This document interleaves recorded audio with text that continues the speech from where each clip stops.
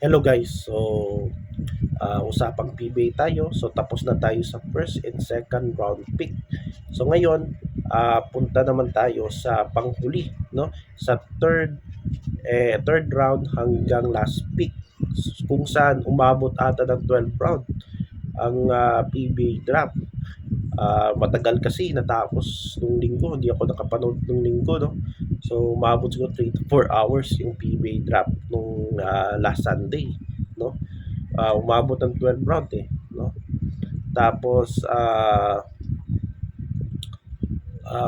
ang tanong dito, sino-sino ba yung mga player na na-pick sa third hanggang panghuling round, no, sa PBA draft, at ilan kaya sa mga player na ito ang mabibigyan ng roster, no, ng slot para sa team roster or mabibigyan ng kontrata. So sinasabi ko na baka yung mga nasa first round hanggang second round, meron na yung automatic, meron na yung chance na makakuha ng spot, no, para sa team roster ng na makapaglaro sa PBA season. So yung mga nasa first round hanggang second round, may chance yan, pero hindi ko sinasabi na drop ka sa panghuling round, wala ka ng chance. May chance pa yan, pero 50-50 kasi ang paglalabanan mo diyan, halimbawa ilan yung player sa isang team. Dati 12 yan eh, ngayon parang sa PB 15 na eh, no? So ang paglalabanan mo lang diyan, 2 to 3 slots na lang, no? Swerte-swerte na lang yung ibang teams diyan na nangangailangan ng player. So kapag nakuha ka sa mga teams gaya ng Northport, Terra Firma at Blackwater. So doon nangangailangan sila ng player kasi maraming nabawas kanila eh, no? Dahil sa trades o di kaya sa mga expire na contract. So itong tatlong team ito nangangailangan ng player. Kaya yung isa nag-try out eh. Nagpa-try out sila dahil marami silang nalagas na player.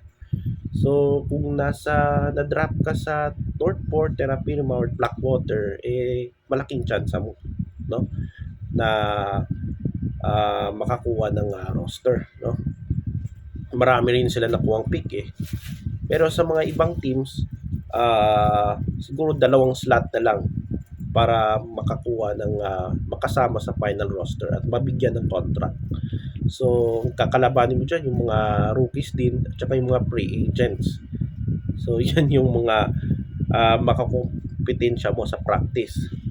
So 15 man, tapos meron din namang kung hindi ka nakapasok sa final roster, meron kang chance na siguro magiging ka na lang, practice player or reserve player. Kasi kapag limbawa may na-injured sa team roster na isang player, limbawa na ACL injury, ang recover yan is 8 to 1 year, no? 8 months to 1 year.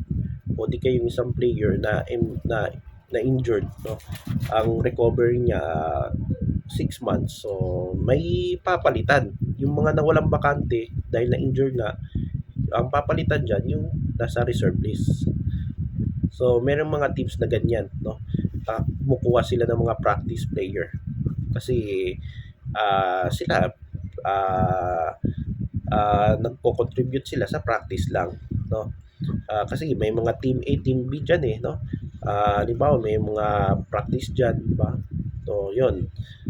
So, yan yung reality dyan sa PBA. So, despite of the criticism, at yung mga expectations na kukunti na lang daw magpapadrop kasi alam naman natin mas malaki yung offer, no, sa ibang overseas leagues dyan, no. Malaki yung offer sa ibang league overseas, no. Gayon din sa kabilang liga, no. So despite of the tukso, no, dahil maraming malaki daw offer eh. So marami pa rin nagpapadrop sa PBA, at total 128, nabawasan yan, naging 122 na. So marami pa rin nagpapadrop sa PBA. Mas itong mga player na ito hindi na silaw, no? Hindi na silaw sa malaking offer. So, wala namang masama kung bibigyan ka ng malaking offer, no? Kailangan mo rin 'yan kasi halimbawa nagpamilya ka na dahil at ngayon nagbaba dahil sa mahal ng presyo ng bilihin, of course nagbabayad ka ng renta, gasolina, mga bills diyan, etc. No? So kailangan mo din ng malaking offer. So yan siguro yung dahilan ng ibang player bakit sila nag-skip, no? Malaki naman ang offer sa PBA. Malaki din naman ang offer pero ilan lang yung deserve talaga na may bigyan ng ganitong offer na malaking sahod, no? Itong mga player na ito, lalo na yung mga probinsya, hindi hindi sila nasilaw sa offer, no? Gusto nila pasok sa PBA, no? Kahit nagpa-drop ka, kahit hindi ka nakuha sa draft, undrafted ka, at least na-experience mo rin 'yan, no? Once in the moment, once in the lifetime lang 'yan, no? So, kapag nakuha ka, swerte ka. Ang paglalabanan mo lang diyan, ang paghahandaan mo lang diyan yung paglalabanan mo para makapasok ka sa team roster. So, yan yung ano diyan, puna diyan. So, uh, despite of the dahil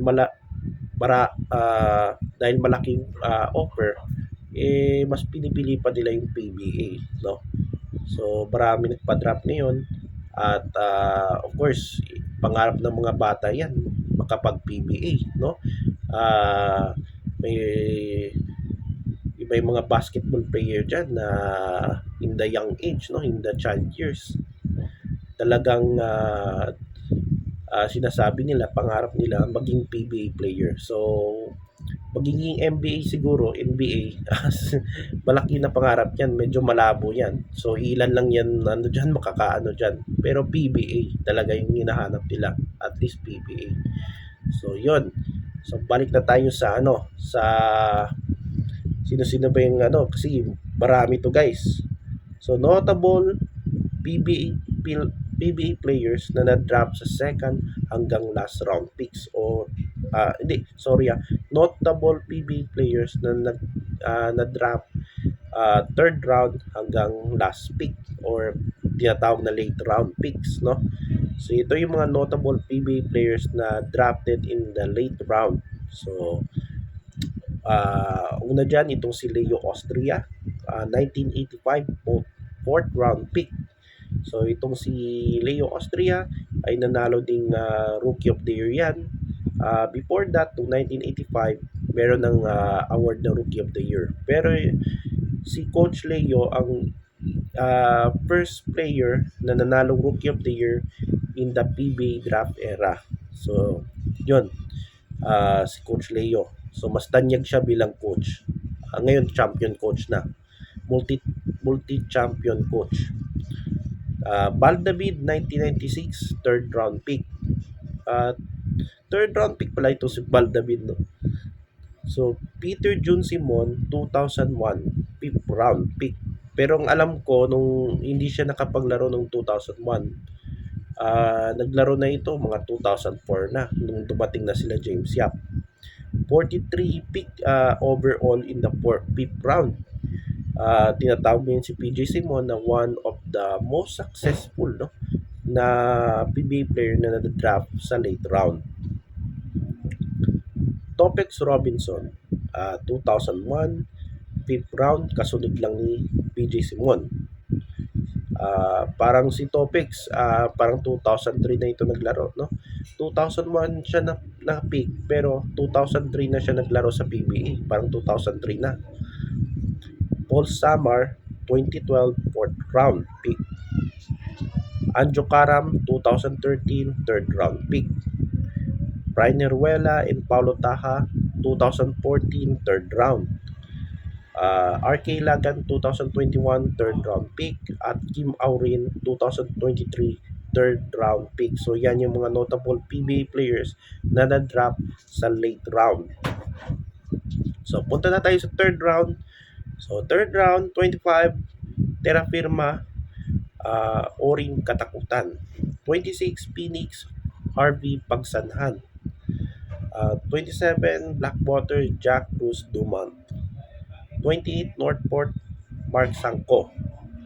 29, NLEX, Lawrence Capulong. Big man ito ng Adamson. Nag-are, nag-Adamson ito, tapos lumipat sa Arellano, tama ba? So, Capulong. 30, Magnolia, Gab Gomez. 31, Meralco, Ethan Galang. 32, Converge, Tony Inot. Binil to. Una San Beda ito, tapos lumipat sa Binil. 33, SMB Royce Mantua. 34, Rain or Shine, Cole Maisek. Number 35 pick, TNT, Sean Kitevis. Kasi itong TNT, parang yan yung pinakaunang first pick nila sa PBA draft kasi wala silang pick sa first at second round. So ganun din yung mga in the last years no ng TNT. Wala silang draft sa first round pero meron silang pick sa second hanggang last round.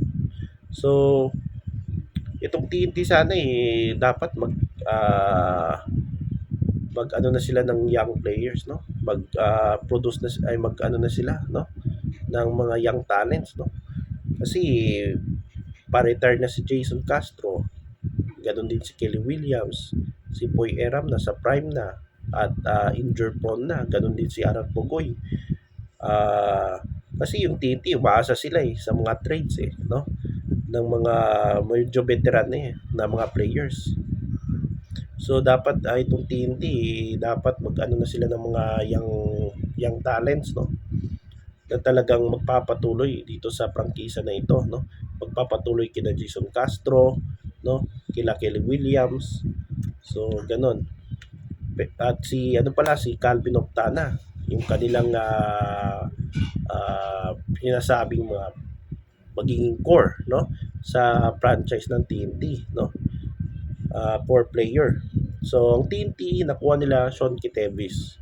Siya yung first pick ng TNT dahil wala sila sa first and second round. So ngayon punta tayo sa ang Ginebra lang nag-pass sa third round. Fourth round, fourth round, 36 Terra Firma, Dolan Adlawan. Cebuano ito at parang pwede ito second round itong Sidlawan. Pwede rin ito second round kaso bumagsak siya sa fourth round. At itong Terra Firma, of course, may chance din ito makapasok sa roster kasi itong Terra Firma nangangailangan din to ng mga player kasi daming nalagasan sa Terra Firma ngayon. 37 Phoenix, Aldiv Canoy. 38 Blackwater James Una. 39 Northport Brian Sahonia. So medyo surprise dahil si Brian Sahonia ay projected first or second round yung type nitong si Brian Sahonia. Number 40 Lex Judel Fuentes. So yan yung maganda sa mga MPBL no, na MPBL players na hindi masyado napapansin. Yung mga players na na naglaro sa college, sa UA, sa NC na hindi masyado hindi masyado nag-shine doon sa college days nila.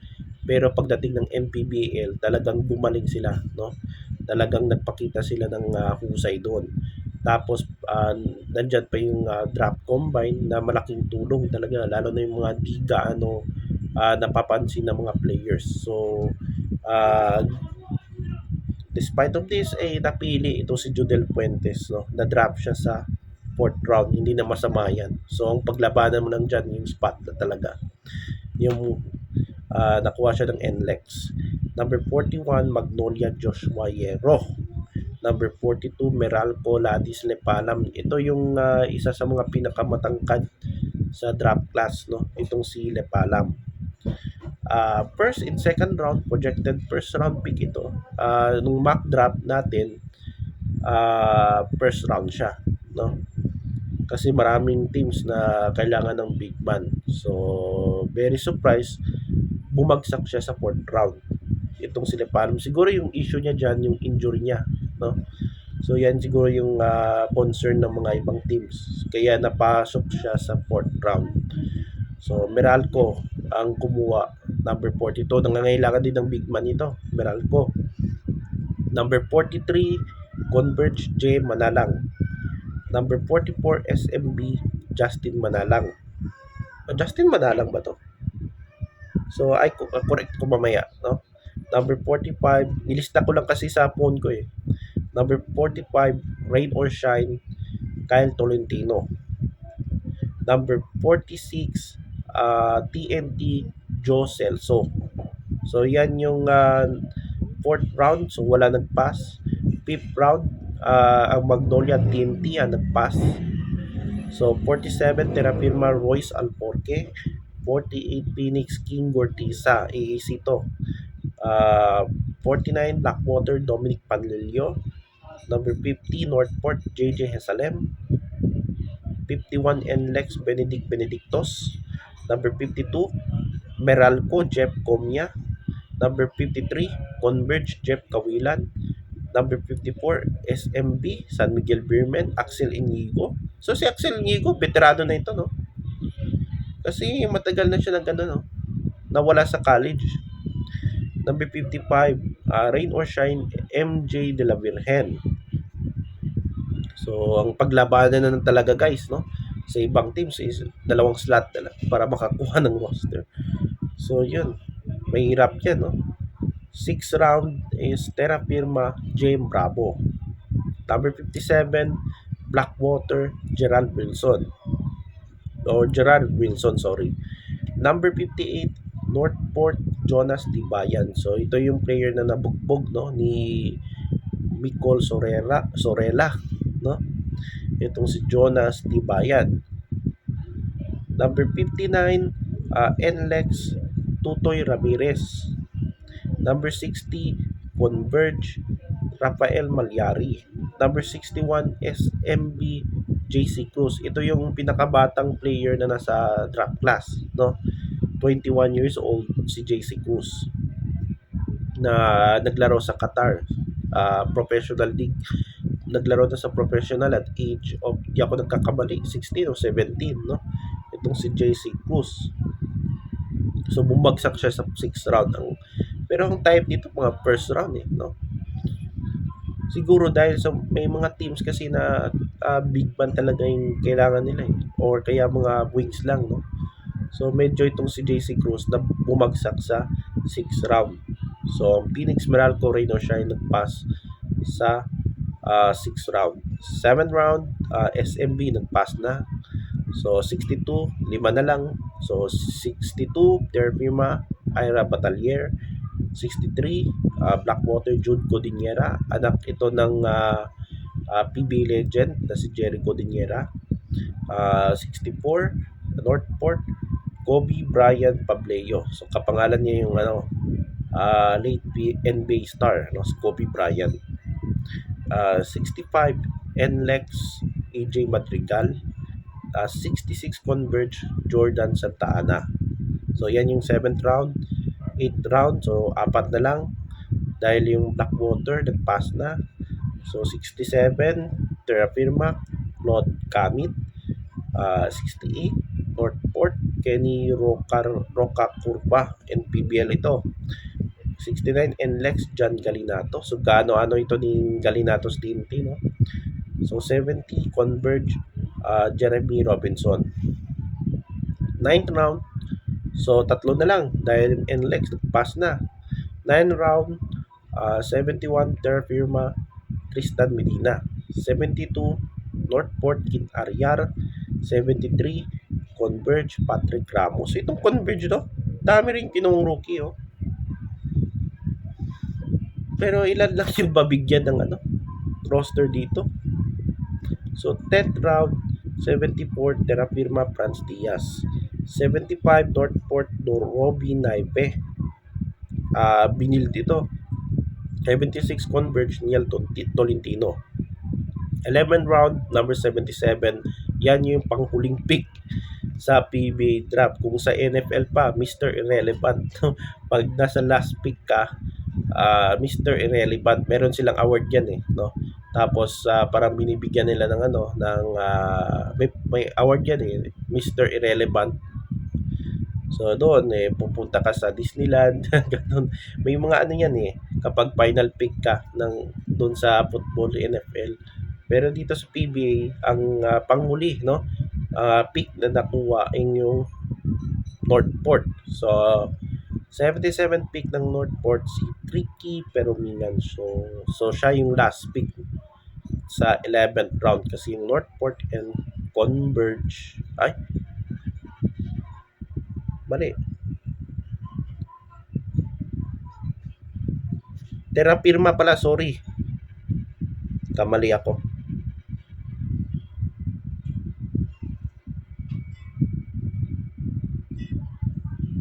Tina, check natin guys.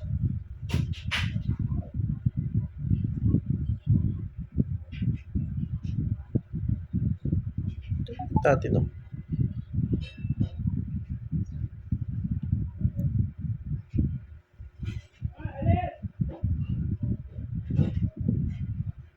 Oo nga, Northport nga. Tricky Perumingan, panghuling pick.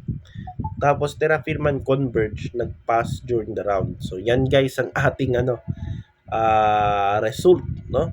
Sa 12 round, so nag-pass na yung Northport. So yan yung ating result para sa third hanggang last round picks ng PBA Season 50 draft. So good luck sa mga players na nakuha, no, sa PBA draft at saka sa mga naman sa mga undrafted players. So may chance pa ito, no, mawalan ng pag-asa dahil meron naman silang chance na makapaglaro, no, maka-try out sa mga PBA teams. So siguro pwede rin sila, no, na kasi meron din mga PBA players na undrafted eh. Tsaka naglaro din sa PBA, no? So, wag mawalan ng pag-asa. So, sa mga na-draft, good luck. Tapos sa mga undrafted naman, may chance pa naman, no? Wag mawalan lang, basta wag lang mawalan ng pag-asa. So, yun guys. So, ang paglalabanan na lang talaga yung sino yung makapasok sa team roster. So, yun yung isa dyan sa mga lalo na yung mga nasa yung first and second, siguro meron na yung may chance na yan, no? Sigurado na yan sa slot, no, sa roster.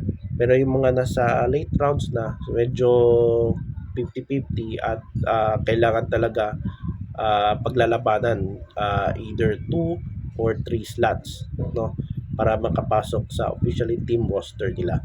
Kung hindi man makapasok, pwede silang practice player, no? Pwede reserve player. Halimbawa, merong na-injure, so ilang buwan siya mawala, so merong kapalit, no, sa posisyon. So yun guys, ang ating usapang PBA panghuling part ng PBA draft season 50.